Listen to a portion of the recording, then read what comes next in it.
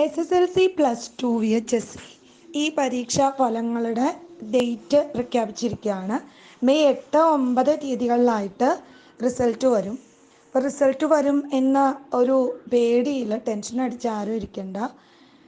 എല്ലാവർക്കും അവരവർക്ക് പറ്റുന്ന മാർക്ക് എല്ലാവർക്കും കിട്ടും. എല്ലാവർക്കും ഫുൾ A+ എന്ന് ഒരു മാനദണ്ഡം ഒന്നുമില്ല. അങ്ങനെ ഫുൾ A+ കിട്ടിയില്ല എന്ന് വിചാരിച്ച് ഡിപ്രഷനാവുകയും അല്ലെങ്കിൽ കുറഞ്ഞു പോയി മാർക്ക് എന്ന് വിചാരിച്ചിട്ട് സങ്കടപ്പെടുക, നിരാശ, ഇതൊന്നും നിങ്ങൾക്ക് വേണ്ട കുട്ടികളെ. എല്ലാവർക്കും ഒരേ മാർക്ക് കിട്ടുകയാണെങ്കിൽ അങ്ങനെ ഒരു സംഭവം നടക്കില്ലല്ലോ. അപ്പോൾ നമ്മൾക്ക് കിട്ടിയത് കൊണ്ട് നമ്മൾ തൃപ്തിപ്പെട്ട് ഇനിയും വരുന്ന നമ്മളുടെ അധ്യയനത്തിൽ കൂടുതൽ ശ്രദ്ധയൂന്നി കുറച്ചുകൂടെ മികവുണ്ടാക്കാൻ ശ്രമിക്കുക. എന്നതിലപ്പുറം നമ്മൾക്ക് വേറൊരു നിരാശയോ ടെൻഷനോ ഒന്നും വേണ്ട. ഫുൾ A+ കിട്ടിയാലേ നിങ്ങൾക്ക് ഉപരിപഠനത്തിന് പറ്റുള്ളൂ അങ്ങനെയൊന്നുമില്ല. എല്ലാവർക്കും പഠിക്കാം.